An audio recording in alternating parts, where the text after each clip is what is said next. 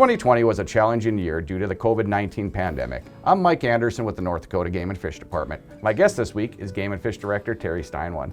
Terry, let's talk about 2020.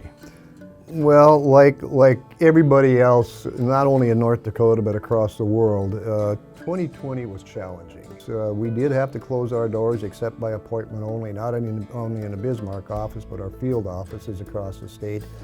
But that didn't seem to really affect us because a few years ago we went to almost solely electronic licensing, so people could get a license very, very easily. And just this past year, thank goodness, we actually went to electronically for boat registration, and being the first year of a new 3-year period for resident watercraft, that worked fantastic. So that worked really well. Now, it kind of set us on our heels a little bit, but again, the great staff at Game and Fish, I just can't say enough about them. They adapted.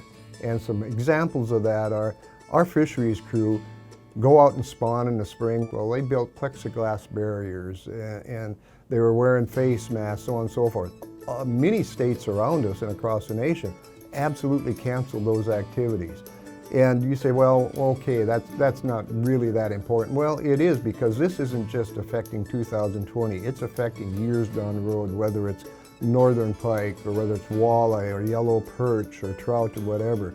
We stock those walleye at about 1.5 to 2.5 inches long, so they have to grow out. And if we miss a year, sometimes it doesn't hurt, but if you're missing a year class, it could really disrupt that fishery. Terry, another thing that was canceled early on, a lot of the sporting events were getting canceled around the state, and we also had an event in March that we chose to cancel. Yeah, that's right, Mike, and very unfortunate, our National Archery in the Schools program, or NASP, had to be canceled again because of COVID, and I know there were an awful lot of disappointed kids out there. We were disappointed because that's a tremendous event.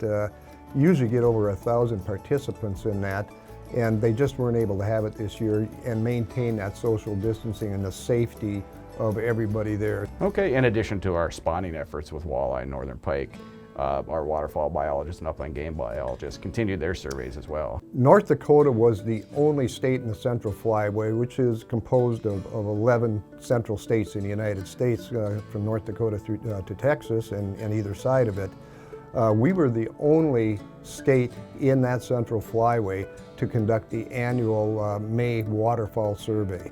And again, that's testament to Mike Szymanski and his crew that, hey, we need that information. And I think we are one of the the only state to have a long term, and it's 70 plus years that we've been doing it. So that's really, really good trend information. And as with spawning and missing stocking a year class, missing that class could put a little blip in that, which I know Mike didn't want to do.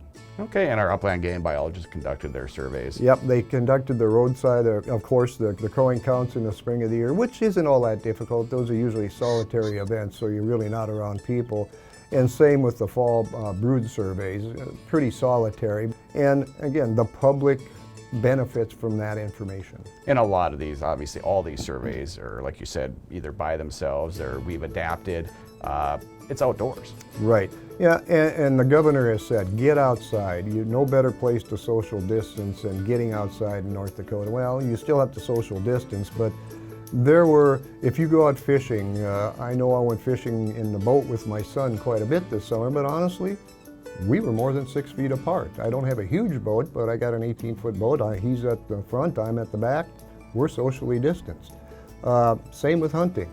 Yeah, just getting outside and enjoying the fresh air, just what North Dakota has to offer, just a gorgeous state. And this fall was even more gorgeous than usual, even though we were fairly dry. It was just a beautiful fall to be out there hunting or just being outside, bird watching, whatever it might be. Well, let's talk about our fisheries, Terry. We have some of the best walleye fishing right now, and I believe we stocked a record amount of walleye fingerlings this year as well. Right, it was darn close to if it wasn't a record, it was darn close to it. And again, Jerry Weigel, who really supervises that spawn take and works with the national hatcheries in North Dakota, they did a great job. And again, without that, we wouldn't have the fishery we do. Now, Lake Sakakawea, yeah, we get some pretty good natural reproduction there, but places like Devil's Lake and some of these smaller lakes that weren't even lakes 25 years ago. They're seeing the benefit, and this time of the year when ice fishing should be going on full force, those are the times where people really should appreciate what our fisheries division does for them. And hunting. First of all, we should mention hunter education. That's the other thing we really had to adapt in 2020. Yeah, good point. I forgot to bring that up. But yeah, again, boy, talk about adapting on the fly. We actually had to put out some criteria for in-person classes that some classes were just about through. But again, when the pandemic hit, we said, if you have more than 10 kids in that class, you probably need to cancel it. So we worked with a company that actually provides that online hunter education class, and they actually cut a break for the students to go in there. So it was online, and we said anybody that takes that class has until the end of the year, until December 31st, 2020, to take that practical test, and they could then be certified. If they don't take that practical test by December 31st, they're going to have to take the class again. And again, Marty Egland and his crew, they have worked overtime, going around to places, getting people signed up, the people that have taken the online class, and doing those. Okay, upland game numbers and big game numbers are also up. Yep, we had a relatively mild winter last year in 2019, early 2020. And it really showed. Our upland bird numbers, and pheasants and grouse and partridge, Hungarian partridge, really seemed to blossom this past year. There have been some good pockets out there, but I've probably seen more partridge this fall than I'd seen in 20 years. And same with deer numbers. Again, thanks to the mild winter, didn't have a lot of deer depredation last winter, and as a result, that deer population grew. And we can't leave out our enforcement division. Right, enforcement, again, they have a difficult job. And of course, Bob Timian retired the end of August, and Scott Winkleman is the new enforcement chief. And Scott did a wonderful job as an investigation supervisor, so he has just seamlessly flowed into that new position. So I don't expect any changes in enforcement. And again, they have a difficult job. Terry, let's move into 2021. Legislative session starts in January. Any rumors or any upcoming legislation? Well, the only legislation that I'm sure is going to go in is on electronic posting.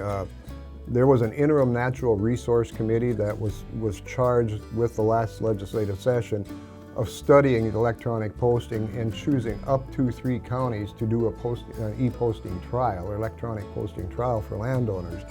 And they chose Richland, Ramsey, and Slope County.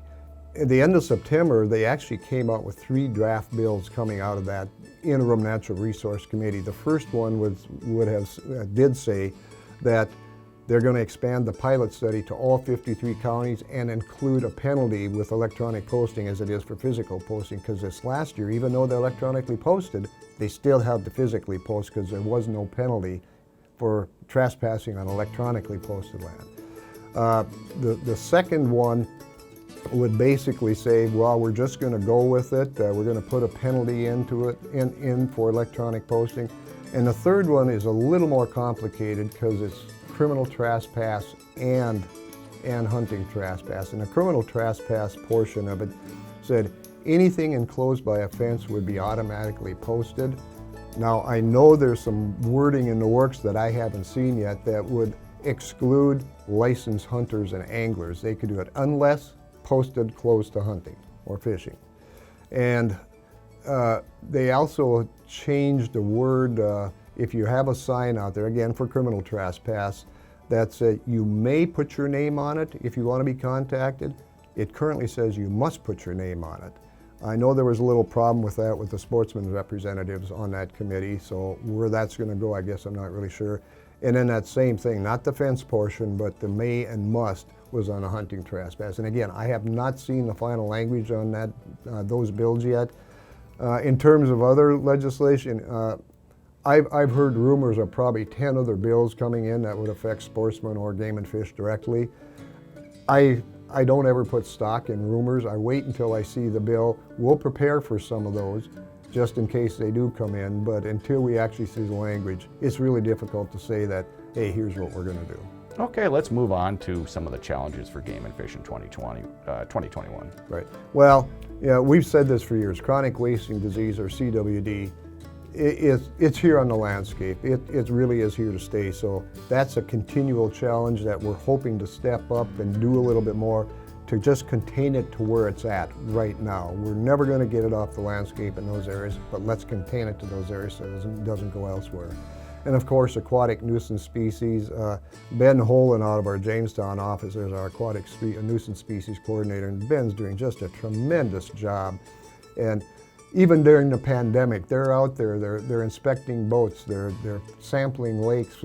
And of course, the last one is the R3, or recruitment, retention, reactivation. North Dakota has kind of resisted the decline in hunting and fishing that we've seen nationwide.